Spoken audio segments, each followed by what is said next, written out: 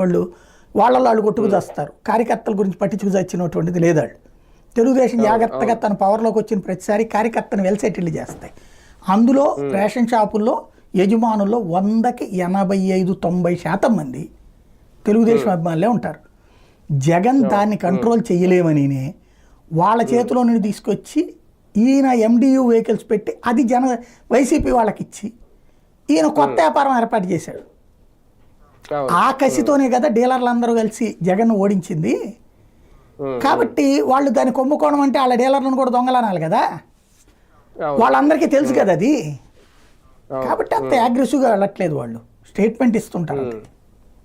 కానీ డామినేషన్ అనేది యాక్సెప్ట్ చేయగలుగుతారా భవిష్యత్తులో అనేది ఒక ప్రశ్న సార్. ఎందుకంటే ఇప్పుడు మొదట్లో ఆమె ఎవరు హోంమంత్రి వంగలపూడి అనిత గారు కొంచెం హడావిడి చేశారు. ఇప్పుడు కూడా ఆమె పెద్దగా ఏం మాట్లాడలేదు, సైలెంట్ అయ్యారు. అసలు టీడీపీలో ఈ స్థాయిలో హడావిడి చేస్తున్న మంత్రులు, ఈ స్థాయిలో యాక్టివ్గా ఉన్న మంత్రులు అంటే ఇప్పుడు ఎవరి పేరు చెప్పుకోలేని పరిస్థితి. ఒక జనసేన పవన్ కళ్యాణ్, నాదెండ్ల మనోహర్ వీళ్ళ పేర్లే వినిపిస్తున్నాయి. రేపొద్దున ఇది యాక్సెప్ట్ చేయగలుగుతారా? ఇప్పటికే ఈ నామినేటెడ్ పదవుల విషయంలో మొన్న కూడా ఒక సందర్భంలో పవన్ కళ్యాణ్ గారు అన్నారు, ఇలా ఉంటే నేను ఎలా అడుగుతాను, నామినేటెడ్ పదవులు ఏం కావాలి అని అడగాలి చంద్రబాబు గారి దగ్గరికి వెళ్ళి. మన భేటీలో కూడా ఏదో అడిగారని అన్నారు, అది ఎంతవరకు నిజమే తెలియదు. ఈ డామినేషన్ రేపు దాని మీద కానీ, ఆ పదవుల మీద కానీ, లేదంటే మిగిలిన మంత్రుల మీద కానీ కనపడదా?